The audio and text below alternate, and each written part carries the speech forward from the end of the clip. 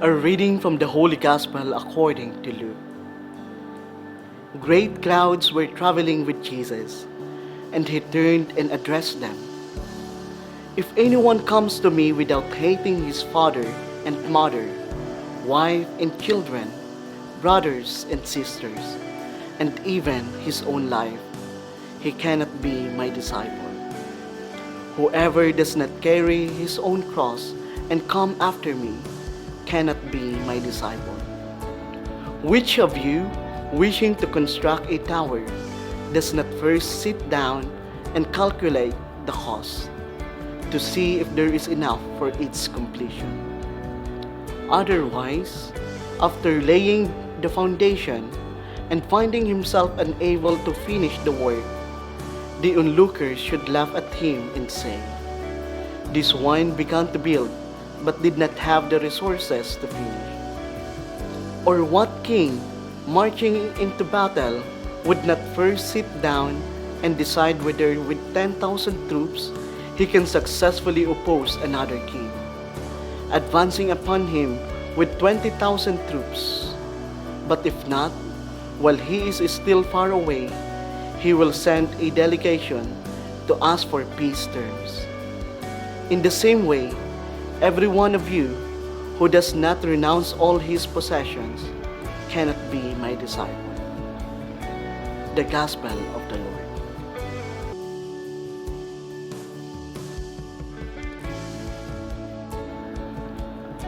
What does your heart desire? What do you long for? Are you happy? Those are some of the perennial questions that we are continually trying to answer.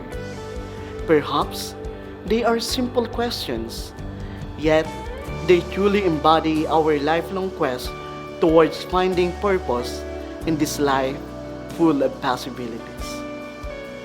Nowadays, we follow something or someone that brings us fulfillment. However, has it ever crossed our minds what it means to be a follower? As defined in the dictionary, a follower is a person who follows another regarding their ideas or beliefs, a disciple or adherent. In the digital world, the term follower has become a loose term. For instance, on social media platforms, some netizens tend to follow someone digitally without having a personal relationship with the person they are following. In today's gospel, Jesus outlines certain demands that a true disciple must adhere to. He offers clear and challenging perspectives on authentic discipleship. In the gospel passage, he mentions 3 ways a true follower must embrace: self-denial, carrying of the cross, and renunciation of possessions. Self-denial doesn't mean going through superficial restrictions to follow the Lord. Rather, it requires a deeper commitment to follow God's will. It involves putting aside selfishness to emulate Christ's example of sacrificial love. Another important aspect that Jesus mentions is the carrying of the cross.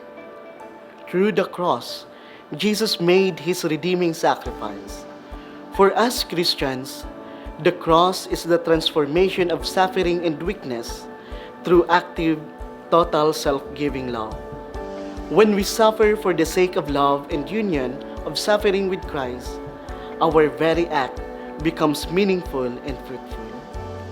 Lastly, Jesus demands that whoever wants to follow him must renounce all their possessions. Jesus lays down certain conditions so that the follower might weigh the cost of Christian discipleship. Jesus is calling his disciples to have a wholehearted response, even if it means an act of sacrifice. As stated in the Gospel, we cannot serve 2 masters. We will either hate one and love the other, or be devoted to one and despise the other. For where your treasure is, there your heart will be also. Jesus is conveying a message that true discipleship entails sacrifice. For in sacrifice, love finds its fruition. Dear Thomasians, following Jesus is not easy. It comes with a cost. It is not as simple as following someone on social media. Following Jesus entails sacrifice, specifically a loving sacrifice. The church magisterium teaches that whoever follows after Christ, the perfect man, becomes more fully human. Christian faith is more than just a set of truths to be believed. It is the way of Christ that leads to life. Jesus is the one we should follow, for He is the way, the truth, and the life. It is not enough to merely believe. Jesus places demands on our faith that requires actions. Faith without works is dead. As Filipino Catholics, we take pride in our identity. Yet, why do discrepancies exist between our faith and our actions? Why do social injustices, corruption, and crime persist, even as we hold pride in being a Catholic country? Are we becoming authentic disciples?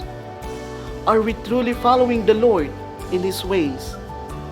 Dear Thomasians, with all these pressing challenges of Christian discipleship laid before us, the question remains: will you bravely answer the call of discipleship and follow, or choose to turn away?